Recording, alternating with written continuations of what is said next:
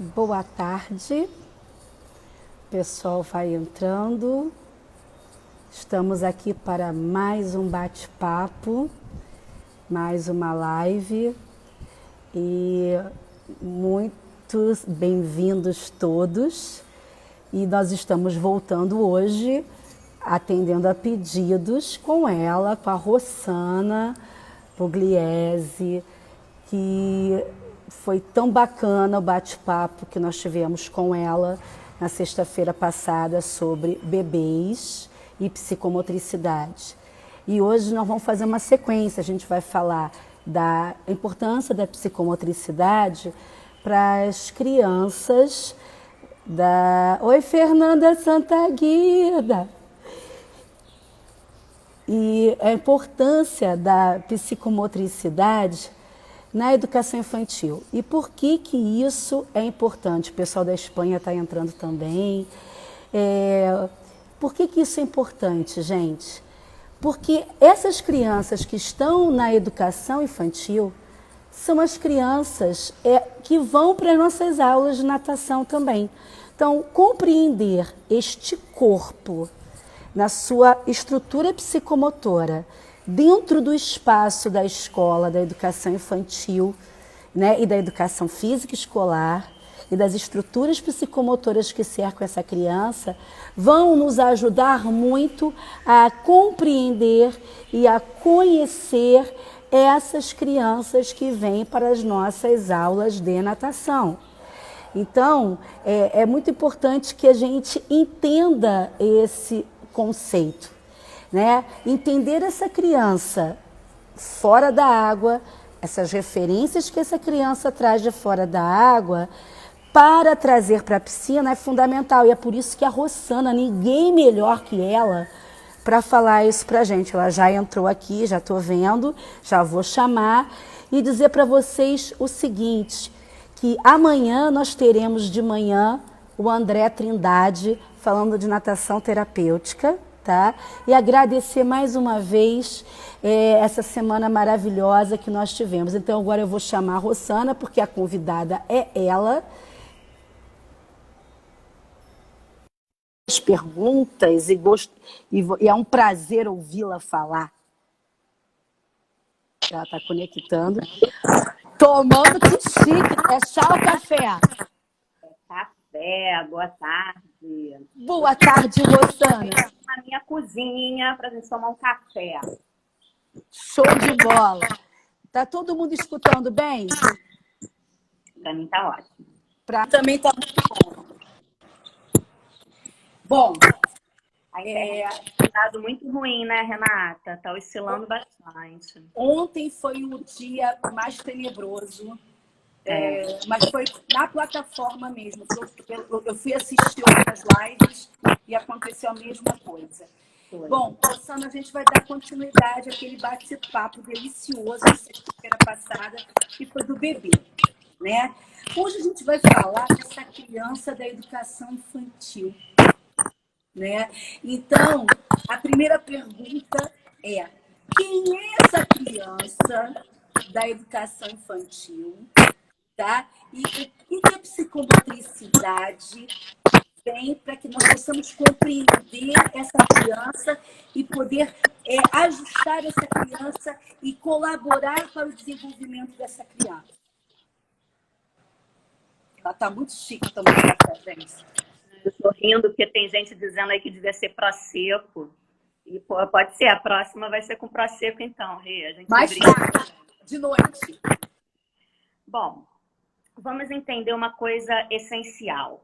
Quando a gente fala em psicomotricidade, a gente precisa entender que ela tem dois vieses de olhar, mas que eles caminham assim, ó, juntinhos.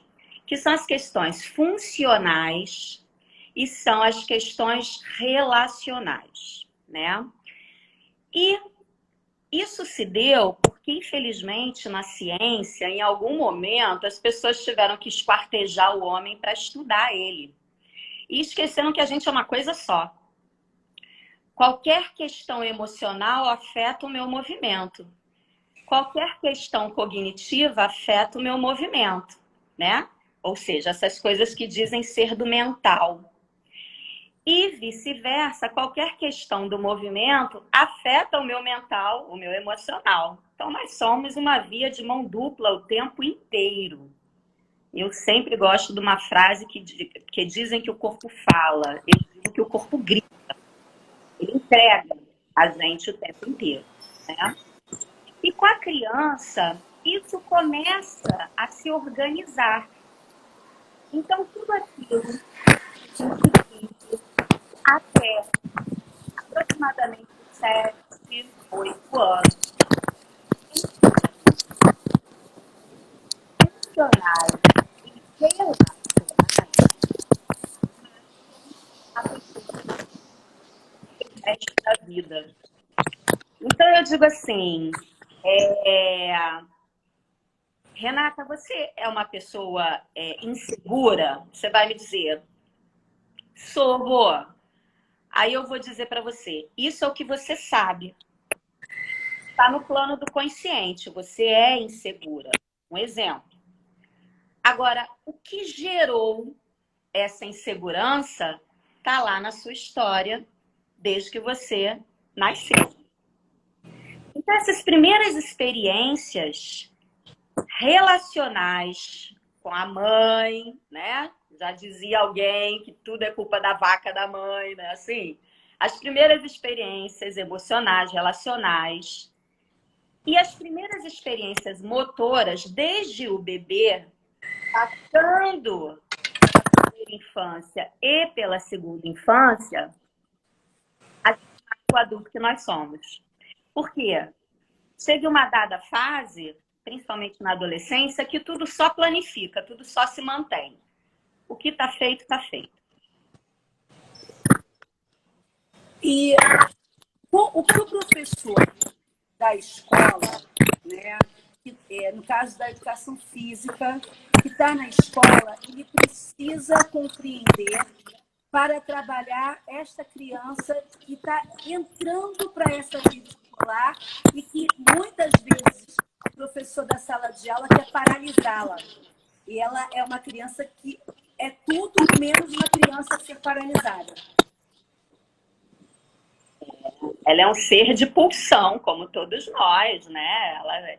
E a criança, ela é puro movimento, né? Então, quando a gente chega com ela na quadra, falando aí para os profissionais de educação física, o que acontece? Eles chegaram, não adianta nem falar para não correr. A primeira coisa que eles fazem é aquela explosão de sair correndo. Então, criança é isso, né? Mas falando para esses profissionais, eu queria que eles entendessem que a criança, ela desenvolve muito rápido, ela tem marcas muito fortes no seu desenvolvimento, né? Então, falando em questões funcionais, nós precisamos entender que esse corpo funciona a partir de características que ele vai agregando ao movimento dele, que são os chamados aspectos psicomotores, que são os aspectos funcionais do movimento. Aquilo que permite o meu movimento funcionar. Só que já nos disse Vitor da Fonseca que isso tem uma ordem de desenvolvimento. Então, eu preciso trabalhar do tônus à praxia fina no tempo certo para cada faixa etária, né? Então, o profissional da educação física escolar precisa entender que não é lançar no planejamento dele, hoje eu resolvi trabalhar lateralidade. Quantos anos essa criança tem? Está no momento, né? Antes dela ter trabalhado lateralidade, ela tem que ter trabalhado tônus, equilíbrio, e aí chega a lateralidade nessa escada do desenvolvimento motor, nas questões da funcionalidade, ok? Então, o profissional de educação física, ele precisa ter claro que dentro da educação física escolar, com o olhar da psicomotricidade, nós precisamos respeitar o momento certo para dar o estímulo. Não é o tempo inteiro bombardeando ela com todos os estímulos psicomotores. E como a gente pode, nas academias, o grande público que vem para a gente é esse público de crianças da educação infantil. A gente tem o bebê? Tem. Mas aonde dá aquele boom das turminhas é essa criança da educação infantil. Então, o que o professor de natação precisa conhecer do que essa criança faz no meio terrestre para que ele possa ter como base o trabalho dele na natação? Então, eu digo assim, Rê, eu sou uma pesquisadora do movimento. Independente desse movimento ser no meio terrestre ou no meio aquático, o desenvolvimento motor vai se dar da mesma forma. Nós só precisamos entender o seguinte, isso quem disse foi Galarrua há muitos anos atrás, e isso é um contexto até do desenvolvimento motor, é um conceito desenvolvimentista, né? Não é um conceito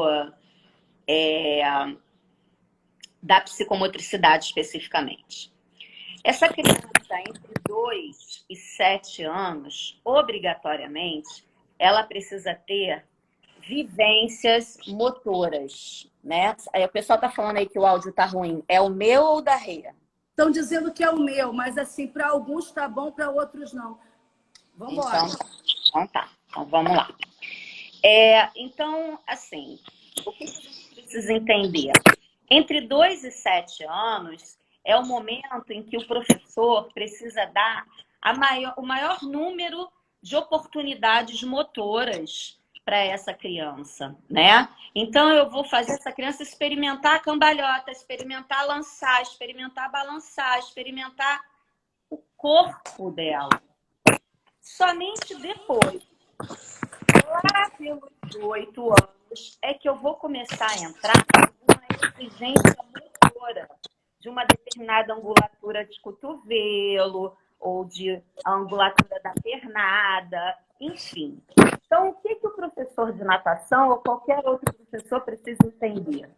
Eu não posso entrar com exigências técnicas, exigências motoras muito cedo, porque essa criança está numa fase em que ela só precisa experimentar e descobrir o corpo dela, descobrir as possibilidades dela. Se ela fizer isso, depois, quando eu trouxer a técnica, tudo vai fluir. Então, essa angústia do professor de natação querer já fazer correção de pernada, correção de braçada, nessa fase da educação infantil, é um grande equívoco.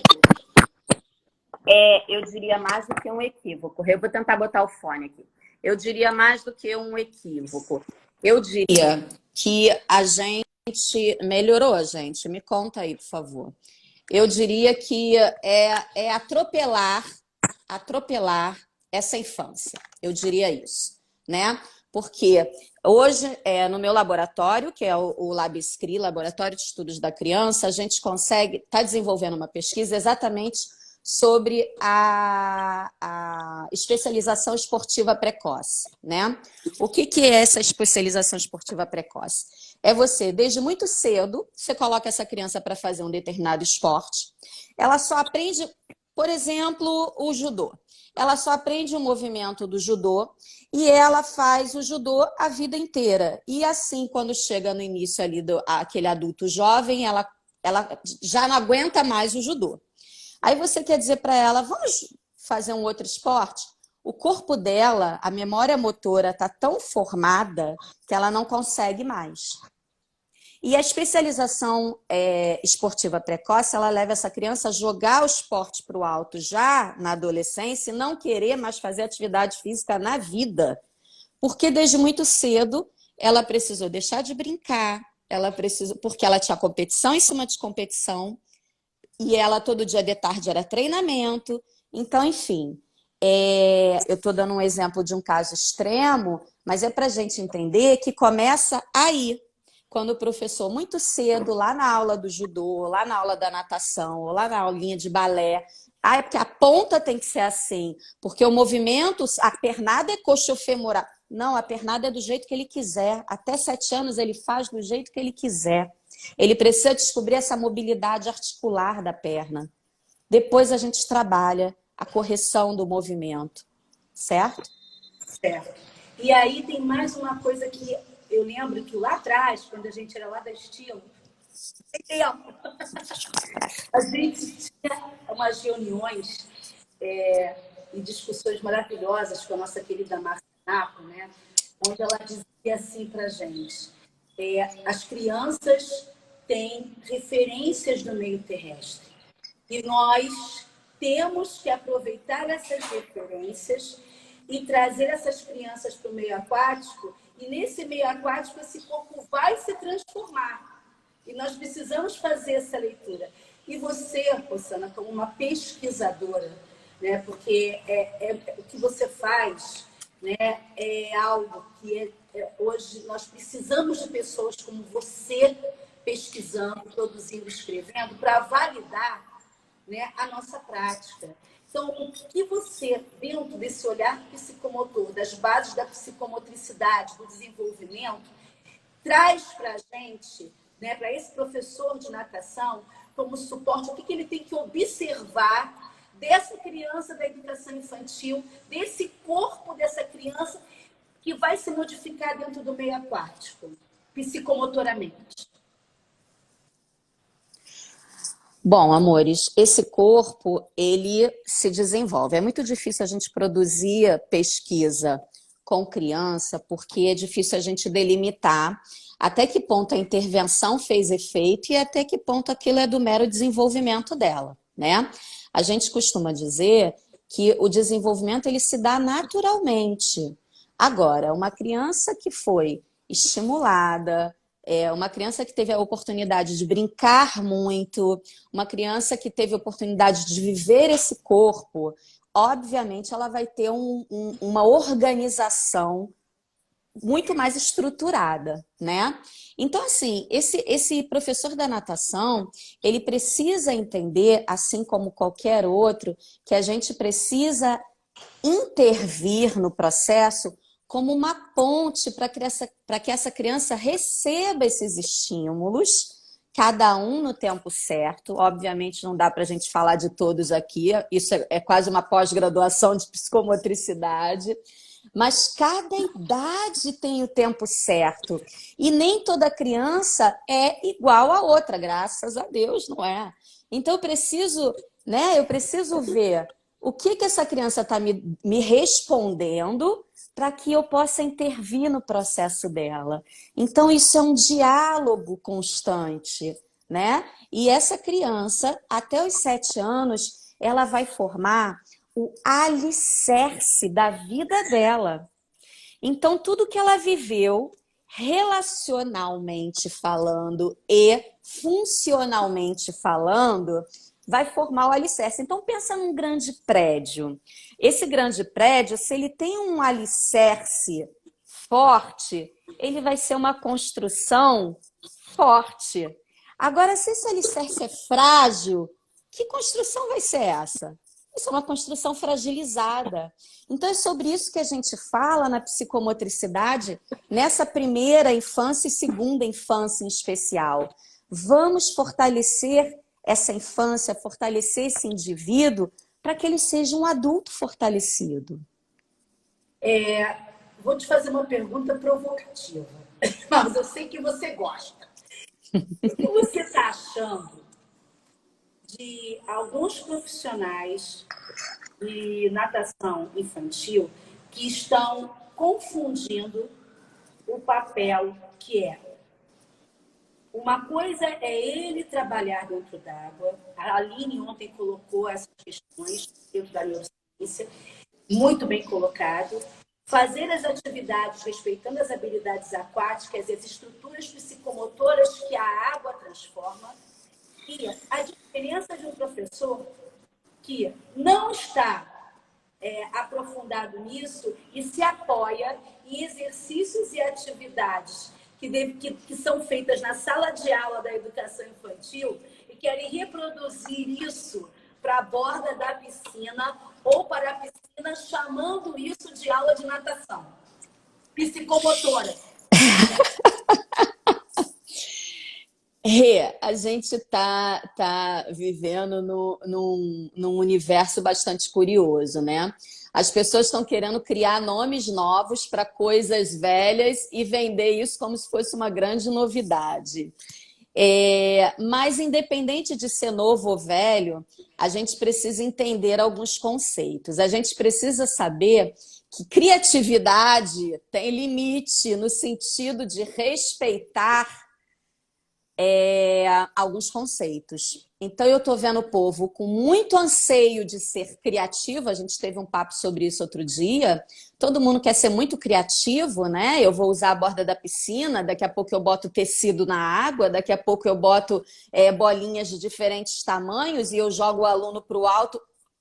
Aí, quando a gente pergunta por quê, qual o seu propósito, né? Então, é uma coisa que eu digo muito para os meus alunos na graduação, e é por isso que eu faço questão de estar dentro da universidade. Eu sou uma acadêmica e formar esses professores me fortalece. Vamos tomar muito cuidado com essa criatividade exagerada e vamos voltar lá atrás e aprender o feijãozinho com arroz? Natação é dentro d'água, amigos. Né? A gente precisa entender que o corpo é o mesmo, mas os ambientes são muito diferentes. Um é aquoso, o outro é gasoso e tudo muda, os princípios fisiológicos mudam. Até o nosso pulso, se você tirar dentro da água e fora da água, ele vai ser diferente, a interpretação que você vai fazer. Né? Então vamos pensar nisso, porque ninguém sabe disso e está todo mundo achando que é o máximo brincar na borda e dizer que está dando aula de natação, né? Como é o movimento, como é que é a motricidade dentro da água? Quais são os princípios dessa água? Que vão além dos princípios somente daquilo que a gente falava de densidade, etc. Tem também os princípios relacionais, né? Assim? Então, galera, vamos estudar. Tá feio, hein? Tá feio. Tá feio. Tem uma pergunta internacional para você aqui. Quem é que está aí? Olha, a pessoa até já passou, tá? Mas a pergunta foi assim: Rosana, como a gente faz para convencer os nossos colegas da importância de estudar o desenvolvimento infantil, que traduzindo para o português é o desenvolvimento infantil, né? Então, a pergunta é essa. Repete para mim, Rê, que falhou aqui. Tá, a pergunta foi: Rosana, como a gente faz para convencer os nossos colegas a importância de estudar o desenvolvimento infantil? Como a pessoa estrangeira colocou desarrollo, então traduzindo. Desarrollo, ok. Desenvolvimento. Espanhol, Então, ok. Espanhol. Muito bem. Eu só vou te dizer uma coisa. Temos gente da Argentina, da Itália, da Espanha te assistindo nesse momento, tá? Um bacio a tutti. Ok, então vamos lá, amiga. Eu acho que eu falei um pouquinho disso na nossa outra live, né? Hoje no Brasil, a gente tem discutido, por exemplo, na educação física escolar, ter aula de educação física ou não na educação infantil. Aí você pensa assim, a gente está regredindo, né? Então, se a gente está pensando nesse contexto político, isso está refletindo propriamente nas formações e na mente de alguns profissionais que não sabem o valor de um trabalho com uma criança. Eu quero que vocês saibam que existem pesquisas com alguns bebês em uma creche. Eu não vou saber narrar agora exatamente a metodologia da pesquisa, mas esses bebês, por exemplo, ficavam numa creche muito tempo dentro, cada um do seu bercinho. E no final das contas, começaram a perceber que esses bebês não engatinhavam e nem andavam. E aí foi feita uma pesquisa que perceberam que a única coisa que não acontecia, eles não eram oportunizados, né? Então, pegando o gancho disso, E partindo para a criança, a gente hoje tem crianças que vivem dentro de apartamento, e ainda mais agora em quarentena, elas só têm o espaço de pular do sofá para a mesinha de centro, da mesinha de centro para o sofá. E quando não tinha quarentena não era muito diferente, porque a segurança também, às vezes as mães não deixam nem elas descerem para o play. E aí? Essas crianças não têm oportunidade de brincar. Aí chega na escola, que é o único momento da semana que elas têm a oportunidade de viver corpo. O que acontece? Esse profissional ignora isso. Então, eu quero que a gente pense na nossa responsabilidade. Porque a primeira e a segunda infância é a fase mais importante do desenvolvimento humano. A Rossana que está aqui hoje é a Rossana que, de tudo que ela viveu lá até 7 anos. Se segura, se feliz, se amada, se otimista. Tá lá.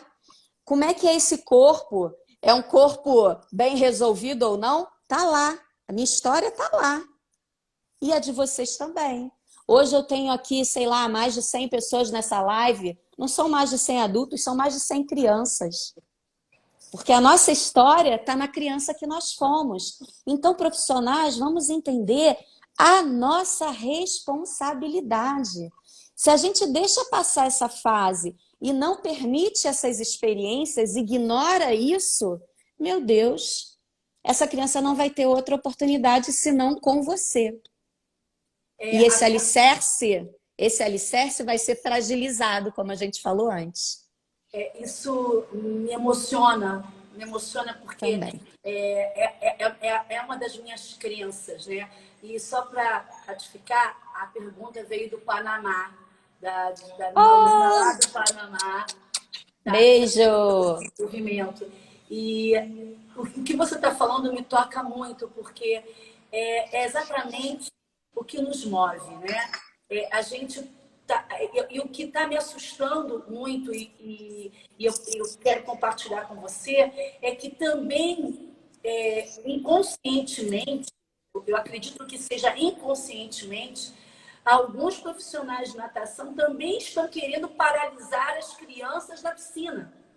Do tipo, sentem na borda, não pulem. Para essa faixa etária, onde este corpo é vivo.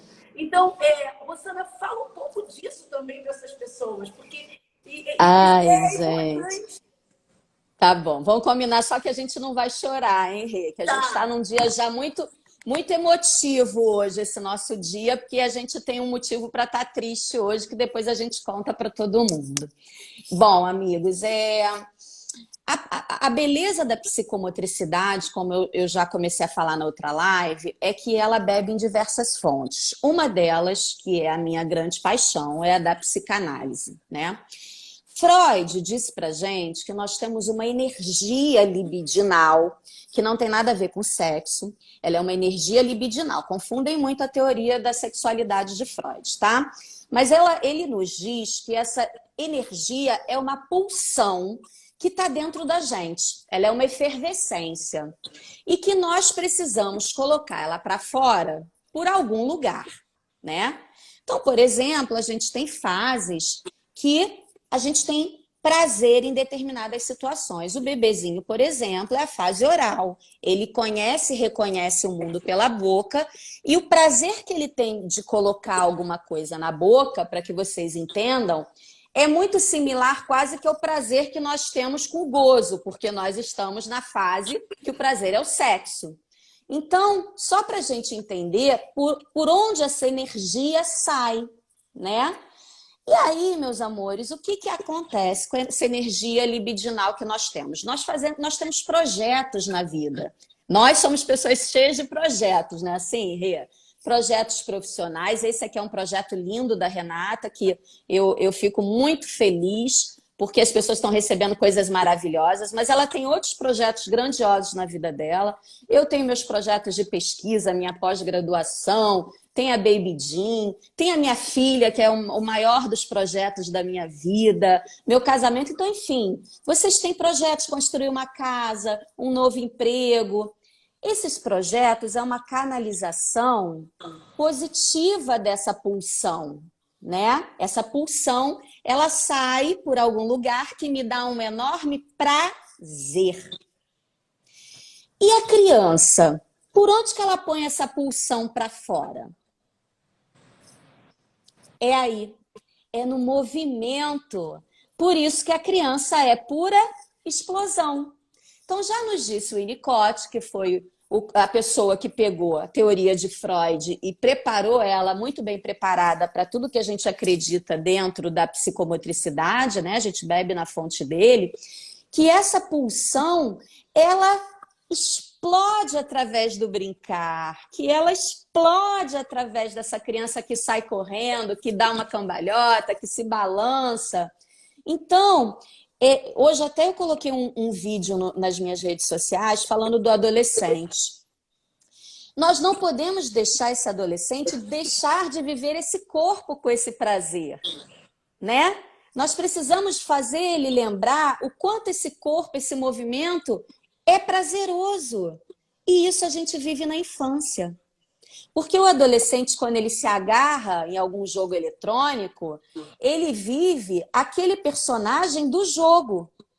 E ele não sente no corpo dele aquele personagem que na televisãozinha está aparecendo saltar, pular. Então ele deixa de ter sensações motoras, emocionais do corpo. As sensações emocionais estão só nessa mente dele. E aí? Esse corpo ele começa a ficar muito engessado. Então, meus amores, nós precisamos entender que quanto maior o número de oportunidades que nós dermos para essas experiências motoras, mais essa pulsão ela vai sair. Mais felizes seremos, mais prazer teremos. E assim, muito mais bem resolvidos seremos. E principalmente, né, nessa idade da educação infantil. A Aquarela Torino, o Hugo está aqui nos assistindo, eu tive a oportunidade de assistir uma palestra dele no INAT, que eu chorei o tempo inteiro, porque o Hugo tem uma sensibilidade incrível. O tema da palestra dele foi: deixem as crianças em paz. E essa maravilhoso. Maravilhoso, porque ele, em nome das crianças, ele gritou para o mundo e para todos os professores de natação: deixem as crianças serem crianças na sua essência. E perfeito. Isso é fundamental. É fundamental. E como psicomotricista, Rosana, que elementos não podem faltar para que essa criança seja ela mesma? Liberdade e igualdade, já dizia Paulo Freire, né? Liberdade e igualdade. Nós precisamos tratar todas as crianças com igualdade e com liberdade. E aí, se Paulo Freire me permite, humildemente, na sua individualidade, né? Então, vamos dar liberdade. Palmas para essa palestra, para essa fala, que coisa maravilhosa. Deixem as crianças em paz. Eu sou uma militante da infância, né? Vamos deixar a criança ser criança. Parem de achar que a agenda da criança tem que ser uma agenda cheia. Parem de achar que a criança precisa ter atividade o tempo inteiro. Cuidado com excesso de estímulos. Às vezes ela só precisa estar com os brinquedos dela. Às vezes ela só precisa estar com outra criança. E só. Ali tantas coisas vão acontecer, tantas coisas vão se desenvolver, que a gente depois só colhe os frutos. Então, eu acho que essa questão da liberdade, da igualdade, da individualidade, né? E como fica, Rosana, para este profissional e para a nossa comunidade aquática, traduzir isso para as famílias? Eu digo a vocês que a gente está vivendo numa sociedade onde esse nosso discurso, ele pode soar como um discurso muito vazio. A gente tem que tomar muito cuidado. E é por isso que eu, hoje, doutora, estudei minha vida inteira esse assunto, eu digo a vocês, não paro de estudar. E vocês também, essa é a minha sugestão. Porque os nossos argumentos precisam... Viu ali? Tinha uma... Os nossos argumentos precisam estar cada vez melhores, os nossos argumentos precisam estar cada vez mais aprimorados, apropriados. Porque o pai, o workaholic, que sai de casa, o filho está dormindo, volta, o filho está dormindo, pai e mãe, ele sente uma culpa tremenda. E ele imagina que será bacana para aquela criança, ele não faz isso por mal, não, tá? Ele realmente crê nisso, que será importante para aquela criança se ele tiver uma sequência de atividades. Como se essa sequência de atividades substituíssem a presença desse pai e dessa mãe, né? Então é por isso que a gente precisa entender que criança precisa de atenção, precisa de afeto. E esse pai e essa mãe entenderem que essa criança, com atenção e afeto, ela pode ter uma atividade extraclasse na semana, que seja a natação, fora a escola. Ela não precisa de mais, não é o excesso de atividade. Então, quando você consegue explicar isso para esse pai e para essa mãe, que mais importante do que a quantidade de tempo que eles têm para ele é a qualidade dessa relação e o quanto eles são importantes nesse processo de desenvolvimento, o quanto que a linguagem para a criança é completamente diferente da linguagem que a gente fala para o adulto, a gente ganha essa família para a vida. Nós aí que já somos casca grossa, Renata, a gente já tem aí adultos que foram nossos bebês, né? E que a gente encontra na rua e que as famílias vêm sempre dar um abraço na gente, porque sabem a importância do que a gente fez na vida deles. Então, é disso que a gente está falando, né? Você ganha amigos quando você faz esses pais entenderem esse processo. Eu já estou na fase daqueles que foram meus bebês já serem profissionais de educação física e de natação. Isso é louco e, ao mesmo tempo, me mostra a responsabilidade e a influência que a gente tem, né, sobre essas pessoas e sobre a vida delas, ao ponto delas resolverem escolher a profissão daquele professor que deu aula de natação para eles e que fez a diferença, né? Eu vou te fazer uma outra pergunta. Deixa eu te contar uma coisa. Ah. Outro dia, entrou na minha sala um aluno que foi meu bebê. Renata, eu olhei aquela carinha, eu falei, gente, eu te conheço de algum lugar. E aí, perguntando, cheguei na Estilo. Olha, eu quase chorei. Falei, ai, que coisa mais linda.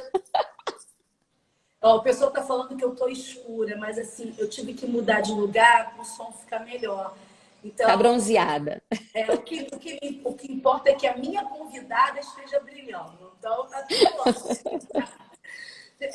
Uma pergunta que eu acho que ela tem uma importância, é sutil, mas ela tem uma importância. Por exemplo, essa criança que sai do bebê, ela exige do professor um tipo de comunicação que você colocou muito bem, que é um diálogo tônico emocional. Uhum. Mas essa criança que está na educação infantil, ela já tem a fala desenvolvida, seus desejos, sua personalidade, seus questionamentos.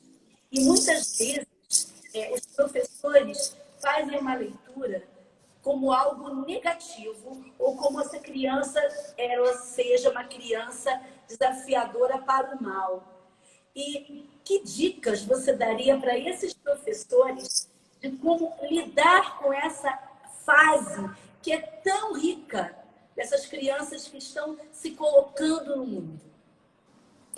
Rê, tua pergunta cortou no meio quando você estava falando. Repete o finalzinho porque falhou aqui para mim. O bebê, ele não fala, ele se expressa pelo diálogo tônico.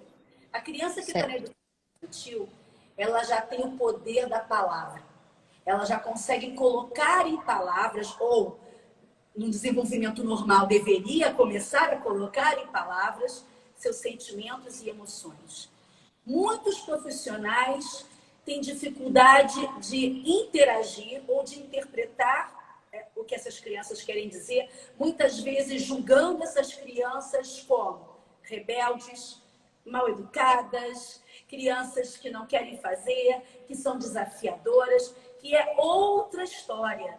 O que eu quero que você aponte para esses professores é que isso faz parte desse desenvolvimento e precisa ser estimulado. Que ferramentas, que dicas você pode dar para os nossos colegas? Eu não sei se essas pessoas têm o conhecimento de um conceito muito importante.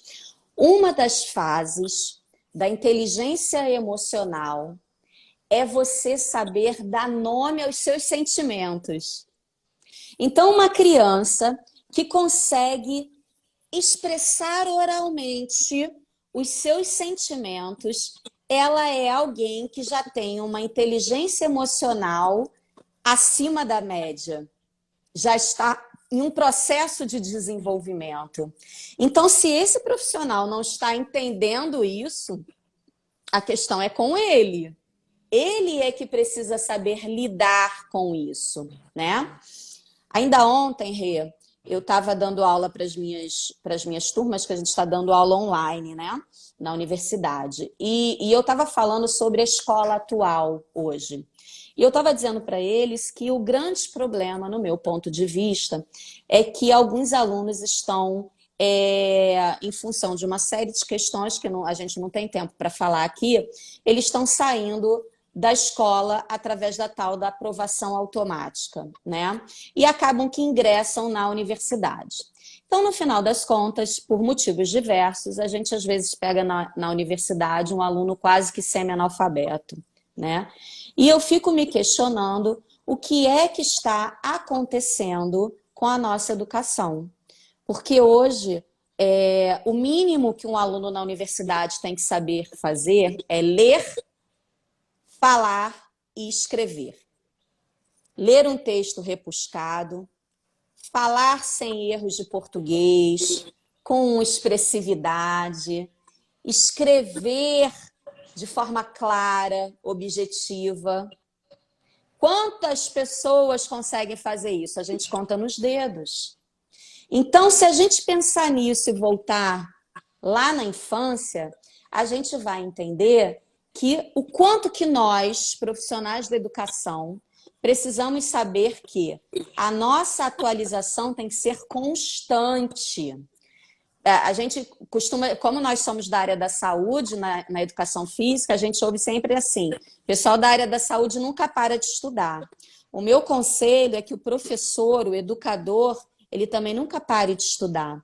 Porque, por exemplo, esse conceito de inteligência emocional, ele é muito recente, né? Então, quer dizer, nós hoje já temos um instrumental bacana, um instrumental teórico bacana, para começar a trabalhar a inteligência emocional no nosso aluno. Mas se eu não sei o que é isso, eu me espanto, isso me afeta, porque um aluno que chega para mim e fala algumas coisas com determinada expressividade me assusta, e eu prefiro rotular ele com TOD, ou seja, o que for, né? E sair.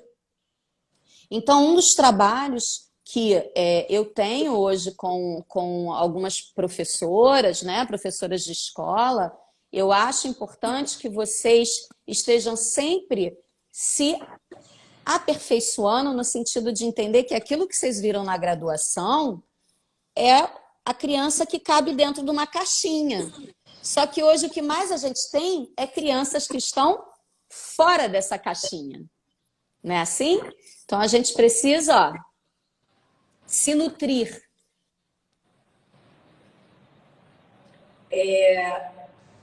Uma pausa reflexiva. Vou até dar um gole no café, que esfriou. Isso, é uma pausa reflexiva, porque o que você acabou de falar, Rossana, é de uma profundidade. Ciência, amiga, ciência. Mas é uma ciência carregada de afeto, como você gosta muito de falar, né? é uma ciência que faz com que seja tocado não só o nosso intelecto, mas o nosso coração e a nossa alma. Porque ciência também precisa de alma, precisa de amor, Muito. precisa de afeto. E eu acho que, acho não, é isso que você faz. A gente está entrando na parte final e eu queria te pedir duas coisas. Primeiro, que você coloque, fale aí o seu contato do Instagram, para as pessoas te acharem. Depois o contato do seu canal da Baby Jean e também falar um pouquinho do Labscri. Então, vamos lá. Estou colocando aqui, deixa eu falar do Labscri. O Labscri é o Laboratório de Estudos da Criança. Então, em resumo, gente, eu sou uma engrenagem e eu não consigo funcionar de uma forma única, né? Você é louca, você é louca. Eu preciso estar dentro da universidade ensinando. Eu preciso estar atuando diretamente com o meu bebê. E eu preciso fazer pesquisa. Eu preciso desse tripé, sabe? Então, hoje, dentro da Baby Jean, a gente está conseguindo movimentar essas 3 engrenagens porque uma coisa alimenta a outra. Lá eu recebo as famílias, né, com os seus bebês e com as suas demandas mais diversas. Então, a gente aplica diversos testes para que essa família entenda o processo de desenvolvimento do seu bebê. A gente atende essa família, porque esse trabalho tem que ser, ó, coladinho. E a gente atende esse bebê, né? Em paralelo a isso, o Labscri, ele começou e ele nasceu dentro da Unisaúde, que é com a minha irmã de alma, que é a Fernanda, que me deu espaço de eu montar um laboratório com alunos que saíam da... outra louca, mas é por isso que a gente se dá bem. Montar um laboratório que a gente pudesse pegar excelentes alunos das pós-graduações que a gente tem, né, de psicomotricidade, de neurociências, e fazer essas pessoas se apaixonarem por essa ciência. Quando eu falo em ciência, eu tenho certeza que meu olho brilha, porque ciência, para mim, é aquilo que eu tiro da prática e consigo fazer as pessoas entenderem teoricamente e perpetuar, porque daqui a pouco eu não estou mais aqui, eu preciso deixar alguma coisa para essa humanidade, né? Então, assim, o Labscri, ele funciona junto com esse processo, né, da Baby Jean, e a universidade com as graduações. Então, a gente vai começar a fazer uma série de trabalhos para tentar, né? Isso é um desafio, mas eu quero que a Baby Jean se torne um centro de excelência no atendimento aí ao bebê e à primeira infância. A gente está carente com um bom trabalho nessa área, dentro dos aspectos da psicomotricidade e da pesquisa, então carente no sentido que eu digo assim, porque é um espaço que vai ser de atendimento e de conhecimento. Então, essa é a minha paixão atual, é quem tira o meu sono e para quem eu deixo o convite aí para vocês irem lá conhecer, tá? É só te procurar, né? Te chama no direct do seu Instagram e aí você vai orientando. A Fernanda disse que somos 3 loucas. Somos. Eu também somos 3 loucas. A Fernanda, eu brinco com ela que ela é assim, né? Ela acorda sempre com uma ideia. Então, o primeiro que ela fala é pro Dudu, que dorme do lado dela. A segunda, ela me liga. Então, assim, eu falo para ela, não, hoje não, pelo amor de Deus, mais uma ideia, porque a mulher não para. Então, e como minha cabeça também não para, a gente cola, né? E aí cola contigo também, né, Rê? E é isso aí. E assim, aproveita para convidar as pessoas para as pós-graduações em psicomotricidade e de neurociência, que a Aline ontem falou também.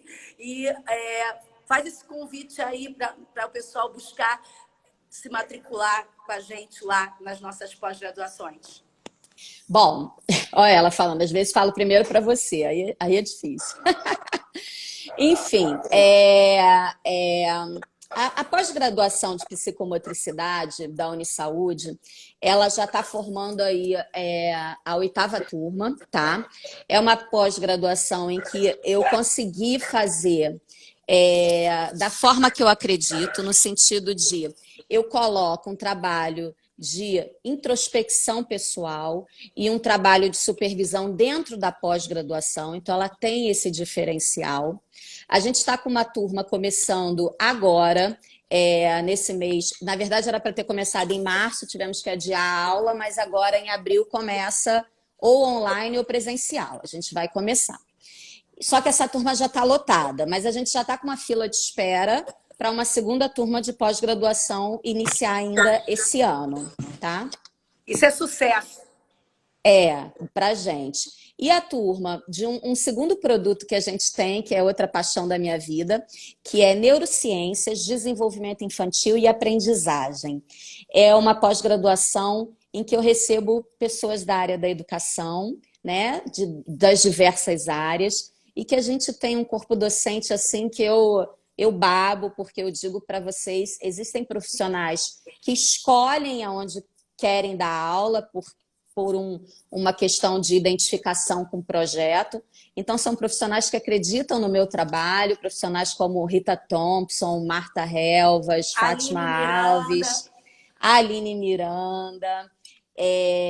Deixa eu tentar lembrar mais. Tem um monte de gente bacana e essa pós-graduação maravilhosa, ela está terminando a primeira turma agora e a gente está abrindo uma segunda turma agora para o mês de junho. Então, os interessados já podem fazer contato, porque essas duas turmas, elas vão funcionar dentro da Baby Gym. A gente está fazendo elas na Barra, numa sala de aula que a gente tem lá, que ficou bem bonitinha, bem aconchegante para vocês. E aí, fora isso, muitos projetos. Eu fui conhecer e é demais. E não posso deixar de falar também da nossa pós em atividades aquáticas, também na Unisaúde. Verdade. Você como professora, o Cadu, que já esteve aqui na live, Cadu Monteiro, a Renata Tavernic, a Roxana, que também já participou das lives. E eu Fabrício. também, e Fabrício Demais, nosso coordenador, também na Unisaúde. Essa pós-graduação também é meteórica, né? É meteórica. Turma nova abrindo e dizer o seguinte, o tempo está acabando, eu queria dizer assim, Rosana, muito obrigada mais uma vez por esse show que você deu para gente aqui, essa aula maravilhosa que você nos deu e essa tua generosidade de partilha de tanto conhecimento contido aí nessa cabeça que não para de pensar, graças a Deus, né? E, em especial, eu quero te agradecer, porque eu acredito que nada é por acaso. Eu te mandei até uma mensagem hoje no inbox, né? Por favor, eu preciso de você hoje nessa live. As pessoas não podem me ver, ainda bem que está escuro. Aconteceu uma situação que me deixou muito arrasada e muitos de nós da região aqui da Praça Seca, de Jacarepaguá, que foi o fechamento da Mergulhe Fundo, que é uma academia muito especial, a sua filha nadou lá, e eu comecei a minha vida lá, lá no meu Facebook eu narrei a história, e eu não vou me alongar, eu só vou dizer o seguinte, a gente nunca deve deixar de ser grato por as pessoas que passam na nossa vida, pelos lugares que a gente tem a oportunidade de estar e pelas oportunidades de aprendizagem que a gente tem todos os dias. Quando uma academia se fecha, o mercado se entristece. Quando uma escola se fecha, o mercado se entristece.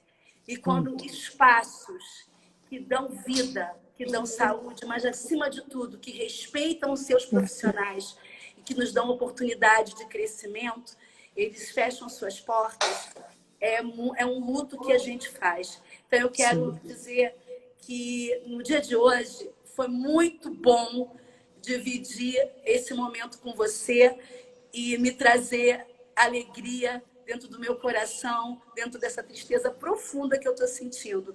Mas também o meu coração está cheio de gratidão. Não essa gratidão banalizada, mas essa gratidão genuína que a gente não pode perder, de todas as pessoas que nos abrem portas, do nosso colega que divide a piscina com a gente, que também nos ensina, daquela pessoa que nos dá oportunidade, daquele professor que disse uma frase para a gente que bagunçou a nossa cabeça.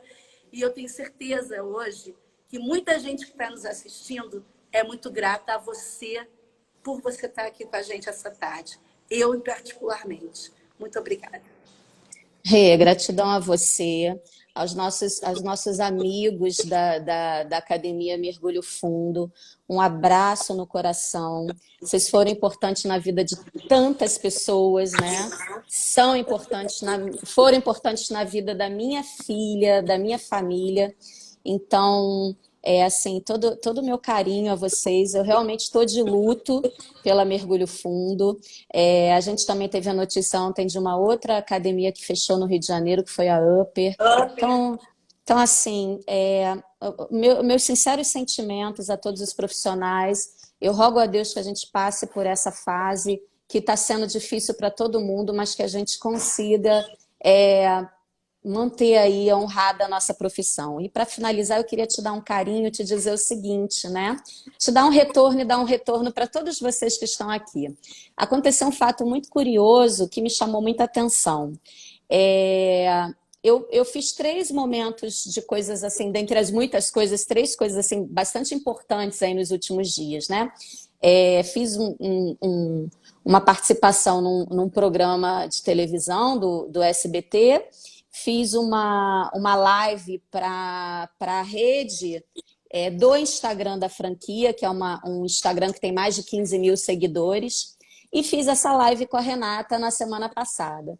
E eu queria contar para vocês que o dia que mais entraram novos seguidores no meu Instagram foi no dia da live com a Renata. Olha que coisa, né? Isso é um sinal que estamos atraindo pessoas com pensamentos muito próximos, atraindo com as nossas verdades, com coisas que acreditamos. Então, quero te dar os parabéns por esse trabalho lindo que você está fazendo, que acolhe o coração de todo mundo nessa fase difícil que a gente está. Então, ó, beijo e estou sempre por aqui para o que vocês precisarem. Eu estou no escuro, mas eu estou aqui em lágrimas, graças a Deus, e dizer o seguinte: muito obrigada. Amanhã de manhã nós vamos voltar com o André Trindade, um cara muito especial, se você puder assistir, um profissional incrível. Ele trabalha com autistas, vai falar sobre natação terapêutica.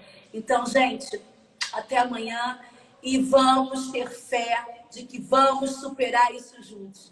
Beijo, Vamos. obrigada a todo mundo. Bye, bye. Tchau, tchau. Até amanhã.